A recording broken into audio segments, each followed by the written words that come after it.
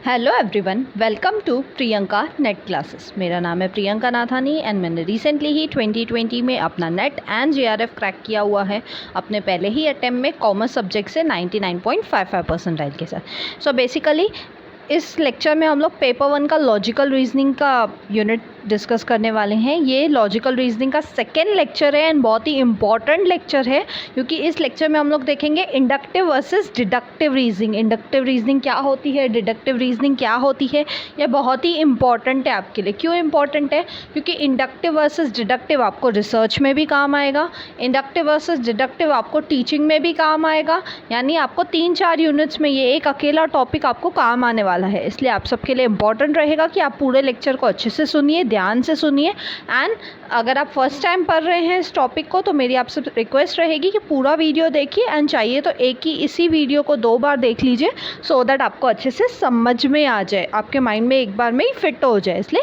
पूरा लेक्चर ज़रूर देखिएगा। चलिए स्टार्ट करते हैं। So inductive versus deductive reasoning. Inductive word का मीनिंग ही होता है किसी पर्टिकुलर चीज़ से, स्पेसिफिक चीज़ से हम कहाँ जा रहे हैं, जनरल चीज़ पे जा रहे हैं। इंडक्टिव वर्ड का मीनिंग क्या होता है? जब आप किसी पर्टिकुलर चीज़ से, किसी स्पेसिफिक चीज़ से आप जनरलाइज कर देते हो किसी चीज़ को, तो वो होता है आपका इंडक्टिव। यानी मैं दूसरे वर्ड्स में बोलूँ तो पार्ट टू होल। आप छोटी चीज़ से, छोटे से एक पार्ट से आप जब पूरी पिक्चर पे चले जाते हो, होल पे चले जाते हो, तो वो होता है आपका इंडक्टिव रीजनिंग। इसका एग्जांपल क्या हो सकता है? जैसे मैं बोलूँ Riya is beautiful, Isha is beautiful, therefore all girls are beautiful. मैंने क्या किया? पर्टिकुलर था, रिया एक पर्टिकुलर गर्ल है, ईशा अगेन एक पर्टिकुलर गर्ल है। 2 गर्ल्स को देख के, क्योंकि वो 2 गर्ल्स ब्यूटीफुल थी, तो मैंने क्या कर दिया? जनरलाइज कर दिया। मैंने सीधे सीधे स्टेटमेंट ही बना दिया कि सभी गर्ल्स ब्यूटीफुल होती हैं। तो ये क्या हुआ? Inductive reasoning. इंडक्टिव रीजनिंग में बेसिकली आप क्या करते हो? किसी पर्टिकुलर चीज़ से, किसी स्पेसिफिक चीज़ से आप कहाँ पे चले जाते हो? जनरलाइज कर देते हो उस चीज़ को कि हाँ ये चीज़ तो ऐसी ही होती है। क्यों? क्योंकि आपने 2-4 केसेस में वो चीज़ देखी, तो आप जनरलाइज कर देते हो कि हाँ ये चीज़ तो हमेशा हर केस में ऐसी ही रहने वाली है। On the contrary deductive reasoning क्या होता है? डिडक्टिव इंडक्टिव का एग्जैक्ट उल्टा होता है। यानी यहाँ पे हम लोग कहाँ पे जाते हैं? जनरल से पर्टिकुलर पे जाते हैं। किसी जनरलाइज चीज़ से हम कहाँ पे आ जाते हैं? किसी स्पेसिफिक चीज़ के तरफ, किसी पर्टिकुलर चीज़ के तरफ। यानी हम होल टू पार्ट आ जाते हैं। यानी हम पूरा एक साथ पिक्चर से हम लोग क्या कर देते हैं? उसके पार्ट कर देते हैं। यानी होल टू पार्ट आपका क्या रहता है? Deductive reasoning. यानी यहाँ पे आप कहाँ से कहाँ जाते हो? General to particular. आप इसको याद कैसे रख सकते हो? आप डीजीपी से याद रख सकते हो। जैसे आपको पता होगा डीजीपी एक पुलिस की पोस्ट है, वैसे ही आप यहाँ पे भी उसको डीजीपी से ही याद रख सकते हो। डीजीपी में D stands for deductive, G stands for general, P stands for particular. यानी डिडक्टिव रीजनिंग आपका हमेशा क्या रहेगा? General to particular. मेरी आप सबसे रिक्वेस्ट रहेगी कि आप समझिए दोनों को, बट आप इनमें से किसी एक को ही याद करना, एक को ही अच्छे से माइंड में बिठा लेना। क्यों? क्योंकि आपको एक याद रहेगा तो ऑटोमेटिकली वो आ गया तो आप पेपर में उसका आंसर सॉल्व आउट कर पाओगे। अगर आपको उसका ऑपोजिट आ गया तो भी आप क्या कर पाओगे? उसका ऑपोजिट सोच के आंसर सही कर पाओगे। चलिए आगे बढ़ते हैं। डिडक्टिव रीजनिंग का एग्जाम्पल क्या हो सकता है? जैसे मैं बोलूँ जनरल से मुझे पर्टिकुलर पे जाना है, तो एग्जाम्पल क्या हो जाएगा? All girls are smart. मैंने बोल दिया सारी की सारी लड़कियाँ स्मार्ट होती है। ये एक जनरलाइज चीज़ है, जनरल है, ऐसा माना जाता है। फिर मैं बोल रही हूँ रिया इज़ अ गर्ल, यानी रिया एक लड़की है। इसका मतलब क्या हो गया? रिया भी स्मार्ट है। यानी मैं क्या कर दिया? मैंने किसी जनरलाइज चीज़ से, सभी लड़कियों से, मैं सिर्फ किधर आ गई? सीधा सीधा रिया पे आ गई। यानी मैंने किसी जनरल चीज़ को आके किसी पर्टिकुलर चीज़ पे पहुंच गई, तो उसको बोलते हैं डिडक्टिव रीजनिंग। यानी मैं होल से, पूरी की पूरी लड़कियों से कहाँ पे चली गई? पार्ट पे चली गई। वो पार्ट कौन सा था? सिर्फ एक रिया। यानी मैं सब लड़कियों में से सिर्फ एक रिया पे पहुंच गई, तो वो हुआ आपका डिडक्टिव रीजनिंग। अब आते हैं इंडक्टिव रीजनिंग पे। तो इंडक्टिव रीजनिंग को बोलते हैं सिंथेसिस। सिंथेसिस वर्ड का मीनिंग ही होता है पार्ट टू होल। जब आप टुकड़े टुकड़े मिला के आप एक पूरी पिक्चर बना लेते हो, एक पूरा सम अप कर देते हो किसी चीज़ को, तो वो होता है आपका synthesis. And on the contrary deductive reasoning क्या होता है आपका एनालिसिस। एनालिसिस यानी कि आप पूरी एक पिक्चर से आप क्या कर देते हो, उसको पार्ट्स में ब्रेक कर देते हो सो दैट आप उसको क्या कर सको, ईजीली समझ सको। जैसे आपको पता होगा सुधीर चौधरी क्या करते हैं, डेली 9 PM जी न्यूज़ पे DNA चलाते हैं, डेली न्यूज़ एनालिसिस। तो वो भी क्या करते हैं, वो भी एनालिसिस करते हैं न्यूज़ का। कैसे, एक पूरी खबर को, एक पूरी न्यूज़ को वो क्या करते हैं, पार्ट्स में ब्रेक करते हैं, आपको पार्ट्स में समझाते हैं पहले, एंड उस होल से वो आपको किस पे लेके आ जाते हैं, पार्ट्स पे लेके जाते हैं। क्यों? क्योंकि पूरी न्यूज़ एक साथ समझने से बेटर है आप क्या करो, उस न्यूज़ को पार्ट्स में समझो, एक एक पहलू, एक एक उसका वे एंगल समझो, सो दैट क्या हो, आपको अच्छे से वो चीज़ समझ में आ जाए। यानी डिडक्टिव रीजनिंग कैसी रहती है, एनालिसिस रहती है। एनालिसिस यानी आप किसी पूरी होल चीज़ से आप किस पे आ जाते हो, पार्ट पे आ जाते हो। नेक्स्ट, इंडक्टिव रीजनिंग का दूसरा वर्ड क्या हो सकता है, bottom up approach. Inductive reasoning को दूसरा क्या बोलते हैं, बॉटम अप्रोच या तो अपवर्ड अप्रोच। इंडक्टिव रीजनिंग के दो और नाम क्या हो सकते हैं, बॉटम अप अप्रोच या तो अपवर्ड अप्रोच। क्यों बॉटम अप क्यों बोल रहे हैं, क्योंकि हम लोग यहाँ पे क्या करते हैं, पर्टिकुलर से जनरल पे जा रहे हैं, यानी किसी छोटी चीज़ से किसी बड़ी चीज़ पे जा रहे हैं, स्मॉल टू लार्ज पे जा रहे हैं, पार्ट टू होल पे जा रहे हैं, इसलिए हम उसको बोलते हैं बॉटम अप अप्रोच या तो अपवर्ड अप्रोच। लेकिन on the contrary deductive reasoning, क्योंकि इसका उल्टा है, तो डिडक्टिव रीजनिंग को क्या बोलते हैं, टॉप डाउन अप्रोच या डाउनवर्ड अप्रोच। अब इसको टॉप डाउन या डाउनवर्ड क्यों बोलते हैं, क्योंकि आप किसी जनरल चीज़ से, किसी बड़ी चीज़ से आप किसी छोटी चीज़ के तरफ आ रहे हो, होल से आप पार्ट पे आ रहे हो, इसलिए इसको बोलते हैं टॉप डाउन अप्रोच या तो डाउनवर्ड अप्रोच। अब ये इंडक्टिव जो कंसेप्ट है, ये किसने दिया था, एरिस्टोटल ने। डिडक्टिव का कंसेप्ट किसने दिया था, शेरलॉक ने। इंडक्टिव रीजनिंग कैसी रहती है, एब्स्ट्रैक्ट रहती है। एब्स्ट्रैक्ट यानी जिसको आप सिर्फ फील कर सकते हो, जिसको आप सिर्फ समझ सकते हो, रियल में वो आप 5 सेंसेस से उस चीज़ को बिल्कुल भी पता नहीं कर सकते हो। जैसे मैं इंडक्टिव रीजनिंग का एग्जांपल दे दूं कि सपोज लव है, ठीक है, तो लव क्या है, एब्स्ट्रैक्ट कॉन्सेप्ट है। एब्स्ट्रैक्ट यानी ज़रूरी नहीं है, लोग बोलते हैं प्यार बहुत ही खूबसूरत चीज़ है, ज़रूरी नहीं है सबके लिए वो चीज़ खूबसूरत हो, ज़रूरी नहीं है सबको वो चीज़ अच्छी ही लगे, इसलिए ये कैसी रहती है, इंडक्टिव रीजनिंग एब्स्ट्रैक्ट होती है। And on the contrary deductive reasoning कैसे रहती है, कॉन्क्रीट रहती है। कॉन्क्रीट यानी कि आप उसको 5 सेंसेस से क्या कर सकते हो, समझ सकते हो, देख सकते हो, पड़ताल कर सकते हो उस चीज़ की, तो वो आपकी रहती है कॉन्क्रीट। जैसे मैं आपको बोलूँ कि स्टडीज़, तो अगर आपको नेट का एग्ज़ाम देना है तो आपको उसकी स्टडी करनी पड़ेगी, तो आप उस स्टडीज़ को क्या है, ये स्टडीज़ आपकी कॉन्क्रीट है। यहाँ मैं आपको एग्जांपल दूँ मनी का, तो मनी भी क्या है, कॉन्क्रीट है, आप उसको देख सकते हो, आप उसको टच कर सकते हो, यानी आप 5 सेंसेस से उसको क्या कर सकते हो, ईजीली देख समझ सकते हो, तो वो होता है आपका concrete. Next coming to inductive reasoning को क्या बोला जाता है, इंडक्टिव रीजनिंग के लिए हम कौन से टाइप का डेटा यूज़ करते हैं, क्वालिटेटिव टाइप ऑफ डेटा। अब ये क्वालिटेटिव टाइप डेटा क्या होता है, क्वालिटेटिव मतलब ज़रूरी नहीं है कि आप किसी चीज़ को नंबर में ही मेजर करो, आप क्या कर सकते हो, क्वालिटी वाइज उस चीज़ को मेजर कर सकते हो। जैसे से फॉर एग्जांपल आपको प्यास लगी और मैंने आपको पानी दे दिया, तो आप मुझे बोलोगे अरे वाह मेरी तो प्यास बुझ गई, मुझे तो बहुत सुकून मिला पानी पी के। तो ये सुकून मिलना, ये प्यास बुझना, मुझे तो बहुत अच्छा लगना, ये सब क्या है, क्वालिटेटिव डेटा है। मैं मेजर करके नहीं बता सकती हूँ कि आपको 100% अच्छा लगा, 80% अच्छा लगा, 70% अच्छा लगा, मुझे वो मेजर करके नहीं बता सकती हूँ मैं आपको, लेकिन क्वालिटेटिवली मुझे इतना तो समझ में आ गया कि हाँ आपको पानी पी के क्या हुआ, आपको सुकून मिला है, आपको अच्छा लगा है, यानी कहीं ना कहीं आप उस चीज़ से सेटिस्फाई हुए हो।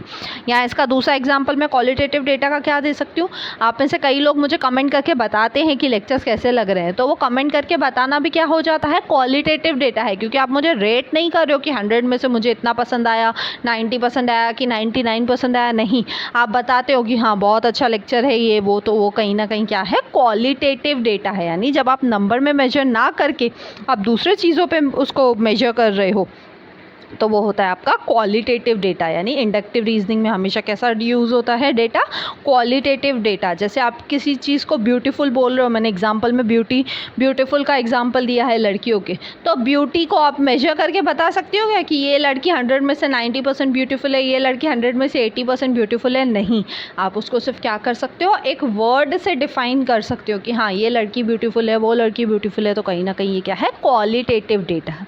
And on the contrary deductive reasoning में क्या होता है, क्वांटिटेटिव डेटा। क्वांटिटेटिव मतलब क्वांटिटी, नंबर, यानी यहाँ पे क्या कर सकते हो, आप काउंट कर सकते हो किसी चीज़ को। जैसे मैं आपको बोल दूँ कि कोई गर्ल स्मार्ट है, सभी गर्ल्स स्मार्ट होती हैं, तो सभी गर्ल्स स्मार्ट होती है तो मैं काउंट करके बता सकती हूँ ना वो सभी गर्ल्स में मैंने किन किन को इंक्लूड किया है, या जिन जिन गर्ल्स की मैं यहाँ पे बात कर रही हूँ तो मैं उनको क्वांटिटी में क्या कर सकती हूँ, मेजर कर सकती हूँ। तो वो होता है आपका क्वांटिटेटिव डेटा। यानी डिडक्टिव रीजनिंग में आपको क्या मिलता है, क्वांटिटेटिव डेटा मिलता है। यानी मैं आपको इसका दूसरा एग्जांपल दे दूँ कि जैसे सपोज़ आप लोग बोलते हो कि किसी पर्टिकुलर बैंक की सर्विस से कितने कस्टमर सेटिस्फाइड है, तो आप उन कस्टमर से पूछोगे कि आप सेटिस्फाइड हो कि नहीं, yes no yes no yes no करके, और आपने देखा 100 में से 80% ऑफ द कस्टमर्स क्या है, येस लिखा है, यानी 80% लोग क्या है, सेटिस्फाइड है। यानी वो क्या हुआ, आपका डिडक्टिव रीजनिंग हुआ। क्यों? क्योंकि आपने वहाँ पे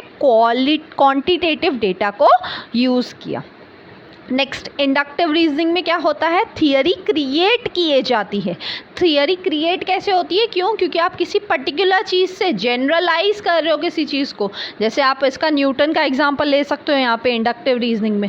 न्यूटन ने क्या देखा कि एक एप्पल उसके ऊपर से नीचे आके गिरा, तो उसने क्या किया, हर बार हर एक चीज़ को ऊपर फेंक के देखा और बार बार क्या ऑब्जर्व किया कि हाँ ये चीज़ नीचे ही आ रही है। यानी उसने एक पर्टिकुलर चीज़ की, यानी उसने 2-4 बार एक एक्सपेरिमेंट को ट्राई करके देखा एंड उसने उस चीज़ को जनरलाइज कर दिया कि हाँ हर जो चीज़ आप ऊपर फेंकोगे वो ग्रेविटी के फोर्स की वजह से क्या होने वाली है, ऑटोमेटिकली उसी प्रेशर में, उसी फोर्स में नीचे आने वाली है। यानी उसने ऑटोमेटिकली क्या कर दिया, थियरी क्रिएट कर दी वहाँ पे। इसलिए इंडक्टिव रीजनिंग में क्या होता है, थियरी क्रिएट हो जाती है। क्यों? क्योंकि आप किसी पर्टिकुलर चीज़ से आप कहाँ पे चले गए, उस चीज़ को आपने जनरलाइज कर दिया। जैसे आपने बोला आपके 2 लड़कियां ब्यूटीफुल है, तो आपने जनरलाइज ही कर दिया कि हर एक लड़की ब्यूटीफुल होती है।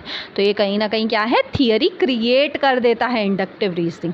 And on the contrary deductive reasoning में क्या होता है, थियरी कंफर्म हो जाती है। थियरी कंफर्म हो जाती है यानी सपोज न्यूटन का ही थियरी ले लें, तो न्यूटन ने क्या बोला है कि हर जो चीज़ आप ऊपर फेंकोगे वो वापस नीचे ही आने वाली है। यानी आप इसको कंफर्म करके देख सकते हो। न्यूटन ने जनरलाइज करके बता दिया कि हाँ ये लॉ तो ऐसे ही होता है। आप उसको क्या कर सकते हो, आप हर एक चीज़ को ऊपर फेंक के देखो, वो वापस नीचे ही आएगा। यानी कहीं ना कहीं आपको पता चल जाएगा कि ये थियरी कंफर्म है, ये थियरी राइट है कि नहीं। और वो थियरी राइट है कि नहीं वो आप कैसे कंफर्म कर सकते हो, जब आप उसकी डिडक्टिव रीजनिंग करोगे। यानी डिडक्टिव रीजनिंग में क्या होता है, किसी भी थियरी को कंफर्म किया जा सकता है। अगेन इंडक्टिव रीजनिंग कैसा रहता है, सब्जेक्टिव रहता है। सब्जेक्टिव यानी पर्सन टू पर्सन डिफ़र कर सकता है, हर एक पर्सन की अलग सोच हो सकती है। जैसे मैंने बोल दिया Riya is beautiful, Isha is beautiful, तो all girls are beautiful.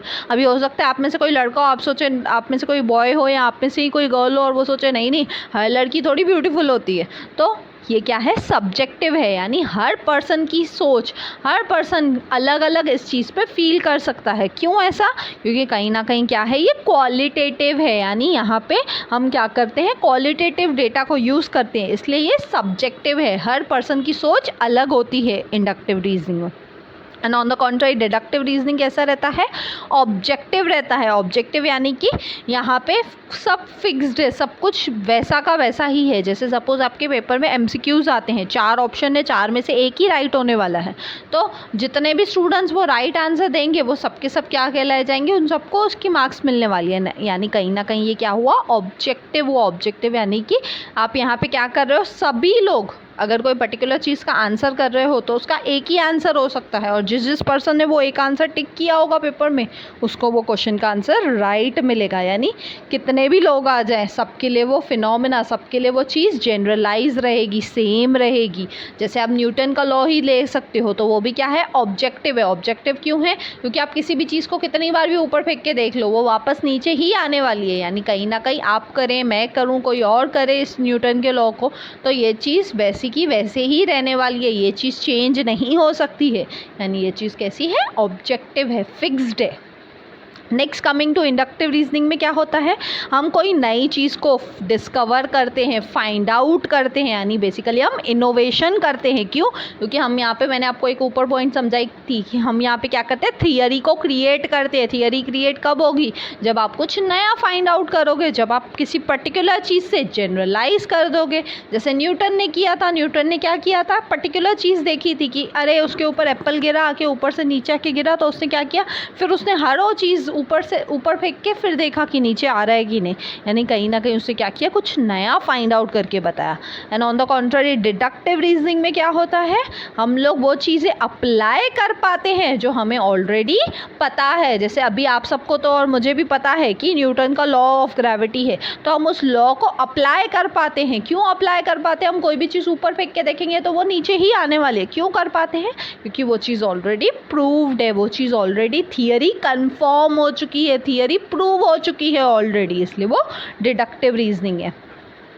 Again inductive reasoning कैसा रहता है, प्रोबेबिलिटी रहता है। प्रोबेबिलिटी वर्ड का मीनिंग ही होता है मे और मे नॉट, हो भी सकती है ये चीज़, नहीं भी हो सकती है। यानी यहाँ पे जो आप थियरी क्रिएट करते हो, जो आप बातें बोलते हो, जो चीज़ आप जनरलाइज कर रहे हो, ज़रूरी नहीं है वो सच ही हो भी सकती है, नहीं भी हो सकती है। यानी जैसे मैंने आपको एग्जांपल दिया है यहाँ पे, Riya is beautiful, Isha is beautiful, therefore all girls are beautiful, तो ये चीज़ हो भी सकती है, नहीं भी हो सकती है। रिया ब्यूटीफुल हो सकती है, ईशा भी ब्यूटीफुल हो सकती है, लेकिन सभी गर्ल्स ब्यूटीफुल हो सकती है, ऐसा पॉसिबल है क्या? हो भी सकता है, नहीं भी हो सकता है। मे और मे नॉट, यानी यहाँ पे प्रोबेबिलिटी है, यहाँ पे चांस है किसी चीज़ का, इसलिए यहाँ पे क्या है, वो है इंडक्टिव रीजनिंग आपका। And on the contrary deductive reasoning कैसी रहती है, वेरीफाइबल रहती है। वेरीफाइबल यानी वो चीज़ आप प्रूव करके, आप वेरीफाई करके दिखा सकते हो। जैसे मैंने बोला सभी लड़कियाँ स्मार्ट है, तो आप प्रूव करके दिखा सकते हो कि अगर आप ये जनरलाइज चीज़ बोल रहे हो सब लड़कियाँ स्मार्ट है, तो आप प्रूव करके दिखाओ उसको।